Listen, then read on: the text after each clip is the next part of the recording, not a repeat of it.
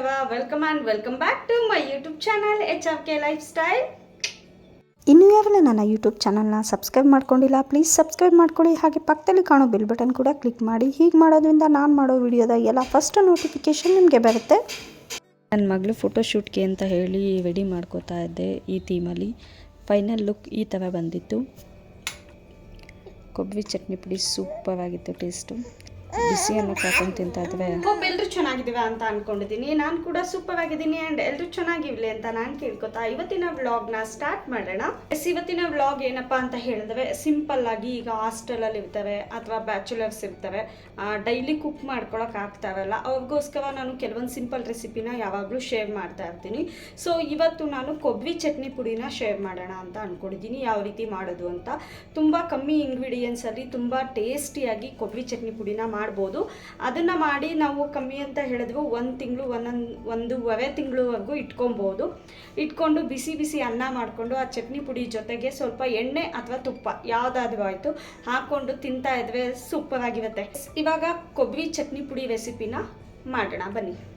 ಕೊಬ್ಬರಿ ಚಟ್ನಿ ಪುಡಿ ಮಾಡಲಿಕ್ಕೆ ಬೇಕಾಗಿರೋ ಇಂಗ್ರೀಡಿಯೆಂಟ್ಸ್ಗಳು ಸಣ್ಣದಾಗಿ ಹೆಚ್ಕೊಂಡಿರುವಂತಹ ಕೊಬ್ಬರಿ, ತುಂಬ ತೆಳು ಬೇಡ, ಒಂದು ಮೀಡಿಯಮ್ ಆಗಿ, ಹಾಗೆ ಖಾರಕ್ಕೆ ತಕ್ಕಂಗೆ ಮೆಣಸಿಕಾಯಿ, ಜೀರಿಗೆ, ಬೆಳ್ಳುಳ್ಳಿ, ರುಚಿಗೆ ತಕ್ಕಷ್ಟು ಉಪ್ಪು. ಒಂದು ಬಾಣಲಿ ಇಟ್ಕೊಂಡು ಅದಕ್ಕೆ ಸ್ವಲ್ಪ ಆಯಿಲ್ ಹಾಕ್ಕೊಂಡಾದ್ಮೇಲೆ ಆಯಿಲ್ ಸ್ವಲ್ಪ ಬಿಸಿ ಆದಮೇಲೆ ಬೆಳ್ಳುಳ್ಳಿನ ಸ್ವಲ್ಪ ಗೆಜ್ಜಿಟ್ಕೊಂಡಿರಬೇಕು. ಆ ಬೆಳ್ಳುಳ್ಳಿನ ಹಾಕ್ಕೊಂಡು ನೀಟಾಗಿ ಫ್ರೈ ಮಾಡ್ಕೋಬೇಕಾಗತ್ತೆ. ಬೆಳ್ಳುಳ್ಳಿ ಸ್ವಲ್ಪ ಗಟ್ಟಿಯಾಗೋವರೆಗೂ. ಇಲ್ಲ ಅಂತ ಹೇಳಿದ್ರೆ ನೀರಿನ ಅಂಶ ಇರುತ್ತೆ ಅಲ್ವಾ, ಅದೇನಾದರೂ ಚಟ್ನಿ ಥರ ಆಗಿಬಿಟ್ರೆ ತುಂಬ ದಿನ ಇಡೋಕ್ಕಾಗೋದಿಲ್ಲ. ಅದಕ್ಕೋಸ್ಕರ ಬೆಳ್ಳುಳ್ಳಿನ ನೀಟಾಗಿ ಫ್ರೈ ಮಾಡ್ಕೋಬೇಕು. ಬೆಳ್ಳುಳ್ಳಿ ನೀಟಾಗಿ ಫ್ರೈ ಆಗಿದೆ. ಅದಾದಮೇಲೆ ಅದನ್ನು ಒಂದು ಪ್ಲೇಟಿಗೆ ಶಿಫ್ಟ್ ಮಾಡ್ಕೋಬೇಕು. ಮತ್ತು ಅದೇ ಬಾಣಲಿಗೆ ಒಣಮೆಣ್ಸಿಕಾಯಿ ಹಾಕ್ಕೊಂಡು ಒಣಮೆಣ್ಸಿಕಾಯಿನೂ ಅಷ್ಟೇ ನೀಟಾಗಿ ಫ್ರೈ ಮಾಡ್ಕೋಬೇಕಾಗುತ್ತೆ. ಆಲ್ರೆಡಿ ಒಣಮೆಣ್ಸಿಕಾಯಿ ಡ್ರೈ ಆಗಿರೋದ್ರಿಂದ ಇದೇನು ತುಂಬ ಹೊತ್ತು ತಗೊಳ್ಳೋದಿಲ್ಲ, ಸ್ವಲ್ಪ ಟೈಮ್ ತೊಗೊಳತ್ತೆ ಅಷ್ಟೇ. ಒಣಮೆಣ್ಸಿಕಾಯಿನೂ ನೀಟಾಗಿ ಫ್ರೈ ಮಾಡ್ಕೊಂಡಾದಮೇಲೆ ಅದನ್ನು ಕೂಡ ಒಂದು ಪ್ಲೇಟಿಗೆ ಶಿಫ್ಟ್ ಮಾಡ್ಕೋಬೇಕಾಗತ್ತೆ. ಮತ್ತು ಅದೇ ಬಾಣಲಿಗೆ ಕೊಬ್ಬರಿ ಏನು ತೊಗೊಂಡಿರ್ತೀವಿ ಆ ಕೊಬ್ಬರಿನ ಹಾಕ್ಕೊಂಡು ಕೊಬ್ಬರಿ ಗೋಲ್ಡ್ ಕಲರ್ ಬರೋವರೆಗೂ ನೀಟಾಗಿ ಫ್ರೈ ಮಾಡ್ಕೋಬೇಕಾಗತ್ತೆ.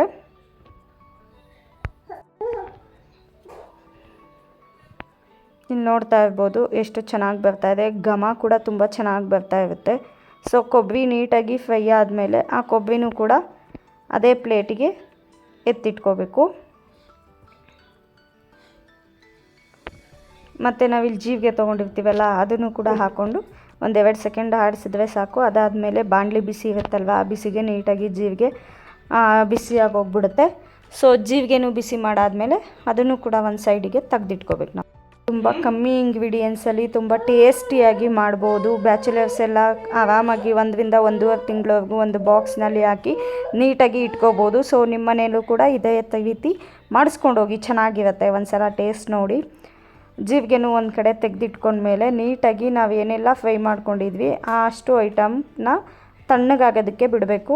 ಫುಲ್ಲು ನೀಟಾಗಿ ತಣ್ಣಗಾದಮೇಲೆ ಅದನ್ನು ಒಂದು ಮಿಕ್ಸಿ ಜಾರ್ಗೆ ಶಿಫ್ಟ್ ಮಾಡ್ಕೋಬೇಕಾಗತ್ತೆ. ಶಿಫ್ಟ್ ಮಾಡಿಕೊಂಡು ನೀಟಾಗಿ ರುಬ್ಕೋಬೇಕು. ತರ್ತವಿ ಇದ್ರೂ ಆಗುತ್ತೆ, ಸಣ್ಣಕ್ಕೆ ಇದ್ರೂ ಆಗುತ್ತೆ, ಬಟ್ ನಾನಿಲ್ಲಿ ತರ್ತವಿನೇ ಮಾಡ್ಕೊಂಡಿದ್ದೀನಿ. ಸೊ ಫೈನಲಿ ಕೊಬ್ಬರಿ ಚಟ್ನಿ ಪುಡಿ ರೆಡಿ ಆಯಿತು. ಇದನ್ನು ಒಂದು ಬಾಕ್ಸಿಗೆ ಹಾಕಿ 1-1.5 ತಿಂಗಳವರೆಗೂ ನೀವು ಆರಾಮಾಗಿ ಸ್ಟೋರ್ ಮಾಡ್ಬೋದು. ತುಂಬ ಚೆನ್ನಾಗಿರುತ್ತೆ ಟೇಸ್ಟು. ಚಟ್ನಿ ಪುಡಿ ಮಾಡಾಗಿದೆ. ಈ ಥರ ಬಾಕ್ಸಲ್ಲಿ ಸ್ಟೋರ್ ಮಾಡಿ ಇಟ್ಕೋಬೋದು. ಟೇಸ್ಟ್ ಅಂತೂ ಸೂಪರಾಗಿ ಬರುತ್ತೆ.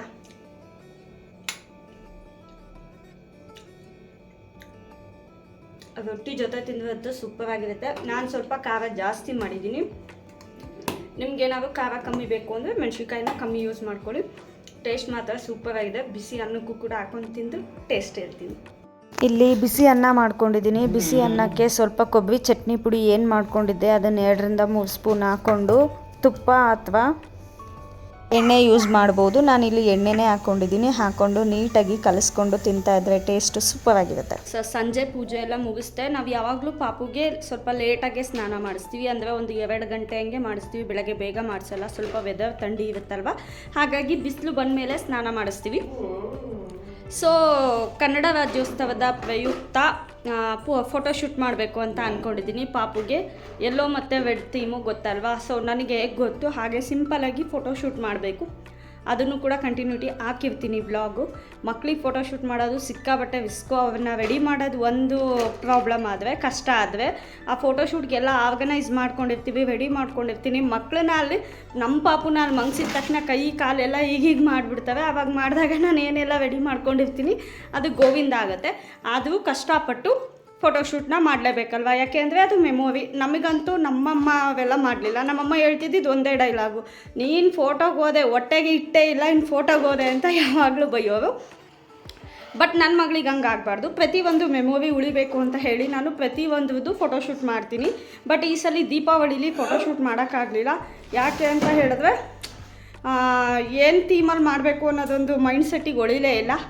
ಇನ್ನು ಬೆಂಕಿ ಕಚ್ಚಬೇಕು ಅಂದರೆ, ದೀಪ ಹಚ್ಚಬೇಕು ಅಂದರೆ ಮಕ್ಕಳು ಪಕ್ಕ ದೀಪ ಇಟ್ಟೋದು ಒಳ್ಳೆಯದಲ್ಲ. ಇನ್ನು ನಾನು ಪಟಾಕಿ ಹೊಡಿದೇ ಇರೋದ್ರಿಂದ ಪಟಾಕಿನ ಆರ್ಗನೈಸ್ ಮಾಡಿ ಫೋಟೋಶೂಟ್ ಮಾಡೋಕ್ಕೆ ನನಗೆ ಇಷ್ಟ ಇರಲಿಲ್ಲ, ಅದಕ್ಕೋಸ್ಕರ. ಸೊ ಸಿಂಪಲ್ಲಾಗಿ ಕನ್ನಡ ರಾಜ್ಯೋತ್ಸವದ್ದು ಫೋಟೋಶೂಟ್ನ ಮುಗಿಸ್ಬೇಕು. ಹೇಗೆ ಬಂದಿದೆ ನಾನು ನಿಮ್ಮ ಜೊತೆ ಶೇರ್ ಮಾಡ್ಕೋತೀನಿ. ನಾರ್ಮಲ್ ಫೋಟೋಶೂಟ್ಗೆ ಹೇಗೆಲ್ಲ ರೆಡಿ ಮಾಡ್ಕೋಬೇಕು ಅದೇ ರೀತಿ ರೆಡಿ ಮಾಡಿಕೊಂಡೆ. ಏನು ಗೊತ್ತಾ, ನಾವು ಯಾವುದೇ ಕಲರ್ ಹಾಕಿದ್ರೂ ಕೂಡ ನಮಗೆ ವೈಟಲ್ಲಿ ಕೂಡ ಅಷ್ಟು ಲುಕ್, ವೈಟು ಬ್ಲ್ಯಾಕಲ್ಲಿ ಬೇರೆ ಯಾವ ಕಲರಲ್ಲೂ ಕೊಡಲ್ಲ ಅಂತ ನನಗೆ ಫೀಲ್ ಆಗುತ್ತೆ. ನಿಮ್ಗೆ ಏನು ಅನಿಸುತ್ತೆ? ಸೊ ಇಲ್ಲಿ ವೈಟ್ ಕಲರ್ ಇನ್ನೊಂದು ಪಾಪು ಫೋಟೋಶೂಟ್ಗೆ ಅಂತಲೇ ಹೇಳಿ ಬಟ್ಟೆ ತರಿಸಿದ್ದೆ. ಅದನ್ನು ಹಾಕಿ ಅದ್ರ ಮೇಲ್ಗಡೆ ಒಂದು ಕ್ರೀಮ್ ಕಲರ್ ವೇಲ್ ಮತ್ತು ರೆಡ್ಡು ಎಲ್ಲೋ ಇಷ್ಟು ವೇಲ್ನ ಬಳಸಿ ಕರ್ನಾಟಕದ ಬಾವುಟ ಮಾಡಿ ಅದ್ರ ಜೊತೆಗೆ ಅಕ್ಕಿ ಕಾಳಿಗೆ ಸ್ವಲ್ಪ ಅರಿಶಿಣ ಕುಂಕುಮ ಎಲ್ಲ ಹಾಕಿ ರೆಡಿ ಮಾಡಿಕೊಂಡಿದ್ದೆ. ಮೊದಲು ಕನ್ನಡ ಅಂತ ಬರೆಯೋಣ ಸಾಕು ಅಂತ ಅಂದ್ಕೊಂಡೆ. ಅದಾದಮೇಲೆ ಯಾಕೆ ಕನ್ನಡತಿ ಅಂತ ಬರಿಬಾರ್ದು ಅಂತ ಅನ್ನಿಸ್ತು. ಹಾಗಾಗಿ ಕನ್ನಡತಿ ಅಂತ ಹೇಳಿ ಬರೆಯೋಣ ಅಂತ ಹೇಳಿಬಿಟ್ಟು ಅರಿಶಿಣ ಮತ್ತು ಕೆಂಪು ಇವೆರಡನ್ನು ಮಿಕ್ಸ್ ಮಾಡಿಕೊಂಡು ಕನ್ನಡತಿ ಅಂತ ಹೇಳಿಬಿಟ್ಟು ಒಂದು ಲುಕ್ ಕ್ರಿಯೇಟ್ ಮಾಡಿದೆ. ತುಂಬ ಅಂದರೆ ತುಂಬ ಚೆನ್ನಾಗಿ ಬಂದಿತ್ತು. ನನಗೆ ತುಂಬ ಖುಷಿಯಾಯಿತು ನೋಡೋದಕ್ಕೆ. ಅಷ್ಟು ಚೆನ್ನಾಗಿ ಕಾಣಿಸ್ತಿತ್ತು ಕನ್ನಡತಿ ಅನ್ನೋ ನೇಮು. ಆ ಕನ್ನಡ ಅನ್ನೋದ್ರಲ್ಲೇ ಏನೋ ಒಂದು ಖುಷಿ ಇದೆ ಅಲ್ವಾ, ನಮ್ಮ ಭಾಷೆ ನಮ್ಮ ಹೆಮ್ಮೆ ಅಂತಾರಲ್ವ ಹಾಗೆ. ಅದಾದಮೇಲೆ ಕರ್ನಾಟಕ ಮ್ಯಾಪು ನನಗೆ ಹೇಗೆ ಬರುತ್ತೆ, ತುಂಬ ಚೆನ್ನಾಗಿ ಪರ್ಟಿಕ್ಯುಲರಾಗಿ ಬಿಡಿಸ್ಲಿಲ್ಲ. ನಾವು ಅಕ್ಕಿ ಕಾಳು ಬಳಸಿದ್ರಿಂದ ಅಕ್ಕಿ ಕಾಳು ಆ ಕಡೆ ಈ ಕಡೆ ಹೋಗ್ತಾಯಿತ್ತು. ಹಾಗಾಗಿ ನನಗೆ ಹೇಗೆ ಬರುತ್ತೋ ಹಾಗೆ ತುಂಬ ಚೆನ್ನಾಗಿ ಬಿಡಿಸ್ದೆ. ಬಟ್ ತುಂಬ ಚೆನ್ನಾಗಿ ಕಾಣಿಸ್ತಾ ಇತ್ತು. ಕರ್ನಾಟಕ ಮ್ಯಾಪ್ ಕೂಡ ಅಷ್ಟೇ, ಪೆನ್ಸಿಲಲ್ಲಿ ಪೆನ್ನಲ್ಲಿ ಆದರೆ ಬೇಗ ಬಿಡಿಸ್ಬಿಡ್ಬೋದು. ರಂಗೋಲಿಯಲ್ಲಿ ಕೂಡ ಒಂದು ಸ್ವಲ್ಪ ಬಿಡಿಸ್ಬಿಡ್ಬೋದು. ಬಟ್ ಈ ಅಕ್ಕಿ ಕಾಳಲ್ಲೆಲ್ಲ ಬಿಡಿಸೋದು ಸ್ವಲ್ಪ ಕಷ್ಟ ಆಗುತ್ತೆ. ಬಟ್ ನನಗೆ ಬಂದಂಗೆ ತುಂಬ ಚೆನ್ನಾಗಿ ಕರ್ನಾಟಕ ಮ್ಯಾಪ್ ಕೂಡ ಬಿಡಿಸಿದೆ. ಪಾಪುನ ತಮ್ಮ ಎತ್ಕೊಂಡಿದ್ದ. ಅಮ್ಮ ಪಾಪ ಸುಸ್ತಾಗಿತ್ತು ಅಂತ ಹೇಳಿ ರೆಸ್ಟ್ ಮಾಡ್ತಾಯಿದ್ವು. ನಾನೊಬ್ಬಳೇ ನೀಟಾಗಿ ಫೋಟೋಶೂಟ್ಗೆ ಏನೆಲ್ಲ ಬೇಕೋ ಅದು ರೆಡಿ ಮಾಡಿಕೊಂಡೆ. ನೋಡಿ ಫೈನಲ್ ಲುಕ್ ಈ ಥರ ಕಾಣಿಸ್ತಾ ಇದೆ. ನಮ್ಮ ಕರ್ನಾಟಕ ಬಾವುಟ, ಕನ್ನಡತಿ, ಕರ್ನಾಟಕ ಮ್ಯಾಪ್, ಅದ್ರ ಜೊತೆ ನನ್ನ ಸುಂದರಿ ನನ್ನ ಮಗಳು. ಸೊ ಫೈನಲ್ ಲುಕ್ ಈ ಥರ ಕಾಣಿಸ್ತಾ ಇತ್ತು. ಫೋಟೋಶೂಟ್ ಮಾಡೋಕ್ಕೆ ನನ್ನ ತಮ್ಮ ನನಗೆ ಹೆಲ್ಪ್ ಮಾಡ್ತಾನೆ. ಪಾಪುನ ಆಟ ಆಡಿಸೋದು, ಸೂಪರಾಗಿ ಫೋಟೋಶೂಟ್ ಎಲ್ಲ ಮಾಡೋದು ಅವನೇ. ನಾನು ರೆಡಿ ಮಾಡಿ ಪಾಪುನ ಆಟ ಆಡಿಸ್ತಾ ಇರ್ತೀನಿ. ಅದ್ರ ಜೊತೆಗೆ ನಮ್ಮಮ್ಮ ನೀವೇನು ಮಾಡಿದ್ವಿ ಫೋಟೋಶೂಟ್ ಮಾಡಬೇಕಾದ್ರೆ? ನಾನು ಅಷ್ಟೊತ್ತು ಪಾಪು ಎತ್ಕೊಂಡೆ ಅಷ್ಟೇ. ಪಾಪು ಬಟ್ಟೆ ಒಣಾಕೋದು, ಪಾಪು ಸ್ನಾನ ಮಾಡಿಸೋದು.